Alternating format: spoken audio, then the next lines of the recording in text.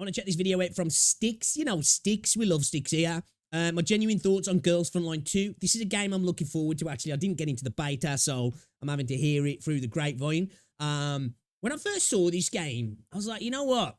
This ain't for me, man. It's kind of like, you know, like at the XCOM vibes, but the more I've seen of it, I want to play this game. And it's not because the XCOM style of gameplay, but that's just what I thought about it. But I was just like, I'm not that interested. But as I've seen more and more videos and we've got closer to launch, I've become more interested in this game.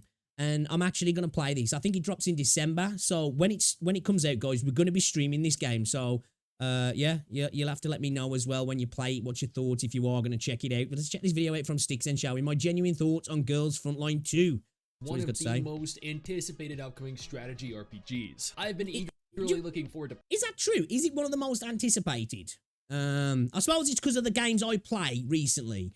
In like the WoA sort of Hoyo space, I guess you will, because that kind of is like what Wuthering Waves is when I play, you know, because I play Wuthering Waves. It's like a lot of Genshin refugees, isn't it? I don't really hear many people talking about this game as if they're excited for it. So is it one of the most anticipated? I'm looking forward to it though. Playing this ever since it was first revealed. So boy was I shocked when the team reached out to me to offer to sponsor a look at the global closed beta test for a game that I've been discussing all year. I would have been crazy. Like it's got some nice visuals, hasn't it? The character models as well look decent. Interested in playing Girls Frontline 2? I strongly urge you to click that link down below and navigate on over to the official website. Yeah, already pre-registered right now. There are a ton of didn't get in though. Didn't get in. Pre-registration rewards for hitting 500k, 1 million, 2, 3, 4, 5, such as access permissions, collapse pieces, Sardis Gold, combat reports, including the tactical doll Cheetah, along with follower bonuses for their social media accounts. So make sure you go on over and follow those as well. You want to start this game off the right way, and maximizing rewards is how you achieve. Kind of reminds me a little bit of Wasteland as well. That's another good game, actually. Now let's talk about the game. Girls Frontline 2 is a strategy RPG, combining elements of both genres together. And those VFXs look nice, actually. Ridiculously addicting and enjoyable. This is an absolutely stunning game with even more impressive graphics. The game utilizes what is arguably some of the highest quality textures, realistic character models found in the genre. Characters have fluid movements, animated. They are oh damn, man! I've got a special power at pausing just at the right time, haven't I? The character models are really nice, though, aren't they? They're definitely got a nice high fidelity. The models seem decent. There's a lot of high res textures on them, and they're just well designed as well. Expressive emotions in cutscenes, in combat, and even when lazing around their rooms. Okay, grippers are out. Grippers are out. Now let's talk combat. There are a number of different gotta get some feet in there, ain't we? Conquer, the most important being the campaign. The campaign has 2 different difficulties per chapter. Common or hard, with dozens of different missions to engage in, combat and story related. When preparing for combat, you'll select up to 4 different dolls to deploy, each character fulfilling a different purpose. Traditionally, you're going to want to utilize a balanced team consisting of at least a tank, support, and DPS. Otherwise, you'll find yourself quickly overwhelmed, or you could just cheese through it like I did, but that is a lot of extra effort. After deploying your units, you'll begin to battle with the... Okay, that's something that I don't know what he did to cheese through it, actually, but hopefully if on launch that's something that's solved, because in a game like this, you don't want the ability to be able to cheese the game, because it will take away a lot, won't it? Now, I don't know if that's something you can only do in normal, or if you can do it in hard as well, but I don't know exactly specifically what he's talking about. Like I say, I can't really, you know, so I can't say, but if there is some sort of mechanic in the game or particular thing that you can exploit, shall we say, to just like fly through the content with ease. Hopefully that's fixed, because in a game like this, you want difficulty, don't you? Because it's not like it's an action game where it's supposed to be fast paced and you're clearing stuff fast. This is a sort of game where you want to sit and think about what you're doing, don't you, and actually process your moves. So you do want some difficulty there, and having the ability to cheese it, basically, it's not good for the game. Objective generally being to overcome the enemy force. The battlefield is grid-based. Well, then again, if it's just the story, it's not so bad, I guess. Enemy fire or allied fire, if the enemy makes use of it effectively. There are a surplus of different terrain features and mechanics that you'll come across as you progress further through the story. An example here is the cover system, reducing damage when taking cover, blocking line of sight, he's got a lot of depth damage as well altogether from larger obstacles. Some stages have ladders that allow for you to gain advantage via high ground, escalators, moving walkways, portals. Making use of these, understanding how they function, could very well mean the difference between victory and defeat, which further plays into the strategy aspect of the game. I wonder if when you're on these elevated positions then and you're shooting down onto somebody on a lower level, will you have like an increased accuracy on them? Will they have like a difficulty in attacking you?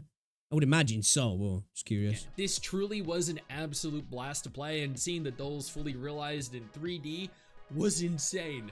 Speaking of, let's go ahead and talk about the dolls themselves, then we'll go ahead and jump into the dorm system, because that's where I know a lot of you are going to be spending all of your time. Not that I'm judging you.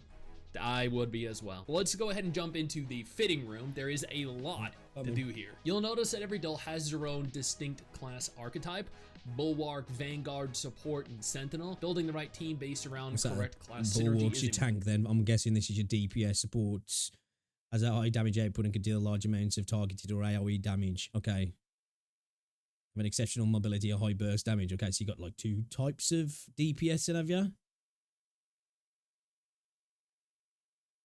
Okay. And obviously supports. Do these heal as well then?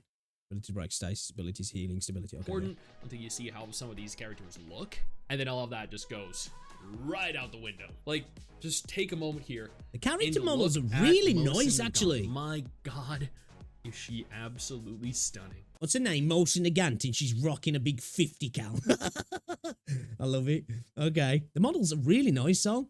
Lots of jiggle physics as well, which I'm always a big fan of. Hey, Nico, what's going on? Did you know Camilla and Selena PGR have the same Chinese? I didn't know, no.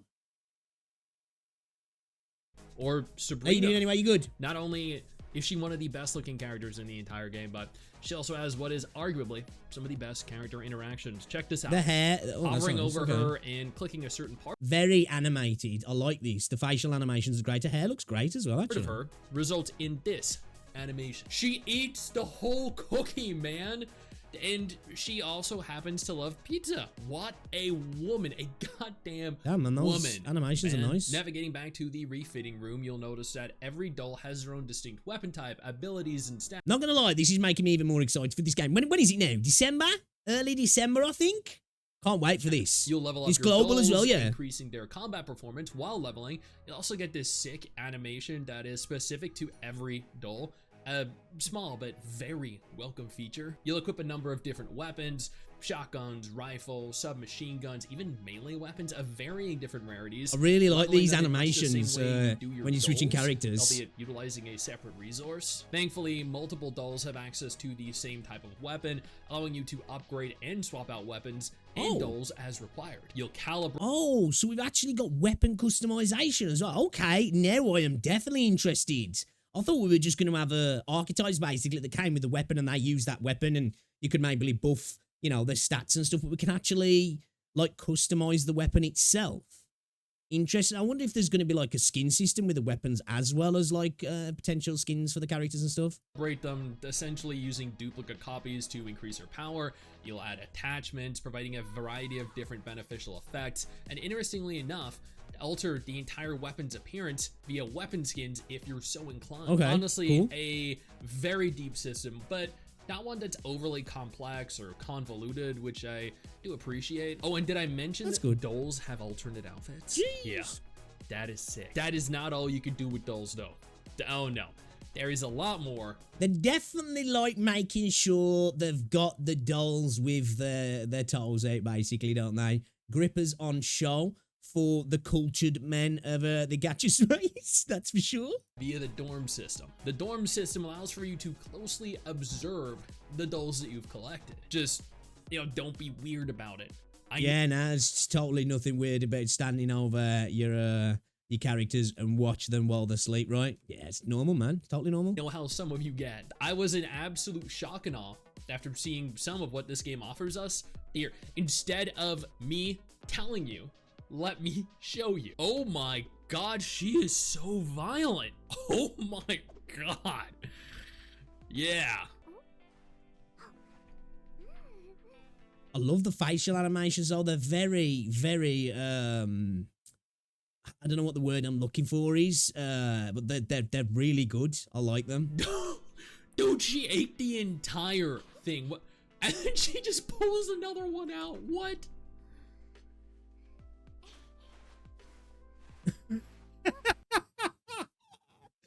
Okay. All right. Okay. I respect you. So that is incredible. You're gonna see so many people on this game who've got to like level 3 on the missions. But I don't, is this gonna be on Steam? This game? I'm not too sure. I can't remember.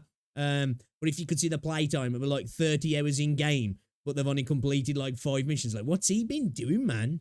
I wonder what he's been doing. Incredibly mesmerizing. I could watch that all day. I would pay to have her as my fitness instructor.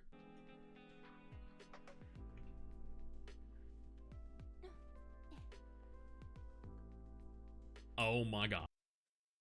This is such a Kuma. Okay, wait. All right. I'm so jealous right now. Dude, what I wouldn't give to be that teddy bear. God damn. Oh my god. Oh, there is just so much going on here. I don't even really know like what the to character focus models on. But damn. Oh my god, that is lots of character. God, she is so cute. They're emoting quite well as well, aren't they? Absolutely adorable. If this isn't the cutest interaction I have ever seen, I don't know what to tell you. Wow. Evidently, this is my favorite feature in the entire game.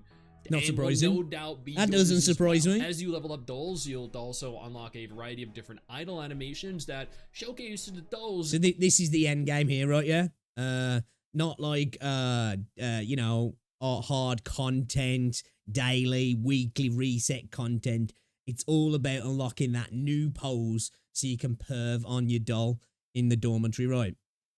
Hey, it's not a bad. Hey, I'm not complaining. It's not a bad end game. I'm just saying I bet you that's the end game. In certain situations, relaxing. So everybody be chasing, staring longingly into a fishbowl if you're Peritia. This is one of the most extensive dorm systems that I've seen.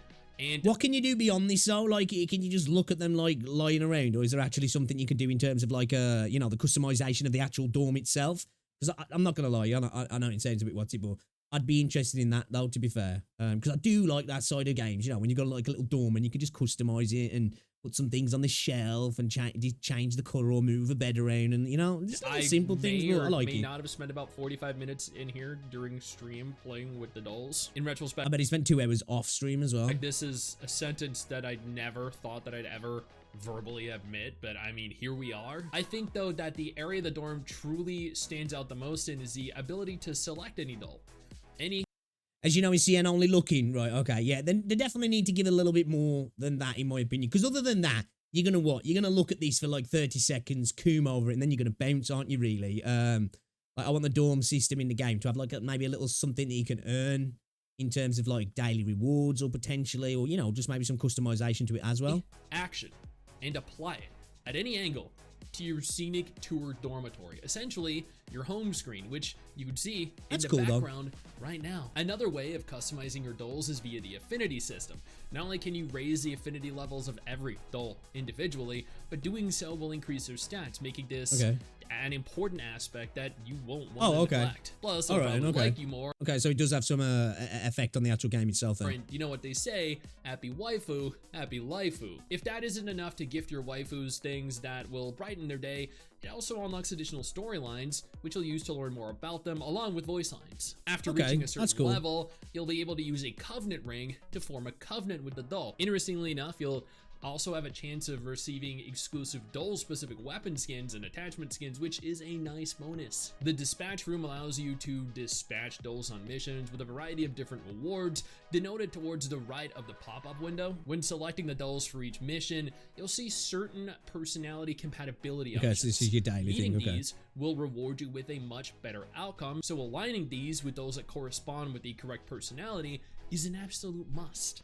Yeah, it's these typical things, seems like, you know, Genshin does it, PGR does it, a bunch of gacha games do it down the road. Every doll has their own assessment evaluation that they must complete before they're capable of accepting commissions, such as leveling to 15, receiving a gift, and clearing stages with the dole in question. As the dispatch room levels up, you'll obtain additional resource output and enhance your dole stats.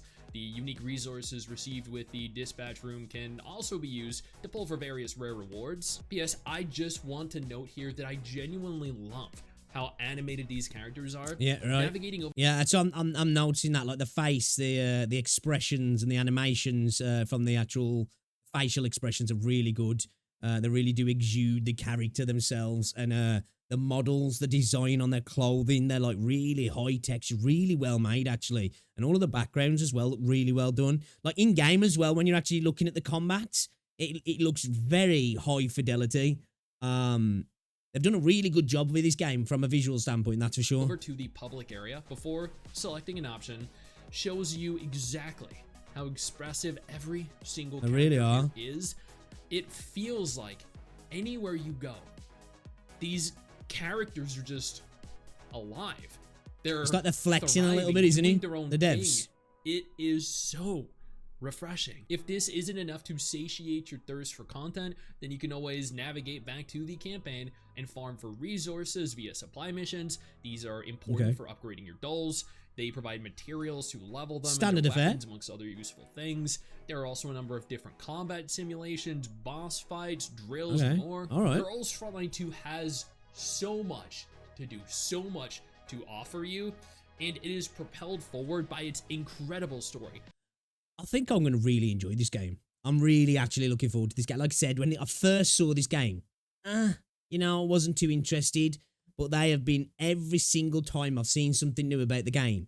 I've just been impressed every single time, and like my excitement levels is going up and up and up and up, and I cannot wait for the launch to roll around now. It is dark, it is gripping, it's funny at times. I've enjoyed the beautiful environments, the absolutely stunning character models, the cinematics. The production value for this game is absolutely through the roof. I can say with 100% certainty that I never expected. It's like, looking at this seems like in that realm of, well, it depends. Like, is XCOM considered AAA or is it AA? I don't really know, but like, it feels like that. I guess Wasteland's more of a AA game, but it seems like it's on par with them, at least in terms of a production side of things and a visual side of things.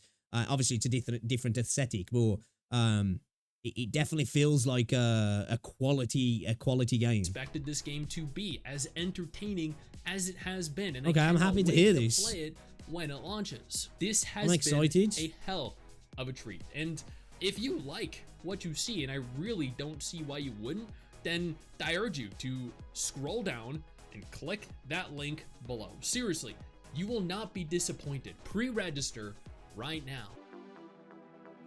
Okay, man, ringing endorsement there from Sticks. Not gonna lie, these videos made me a little bit more excited about the game.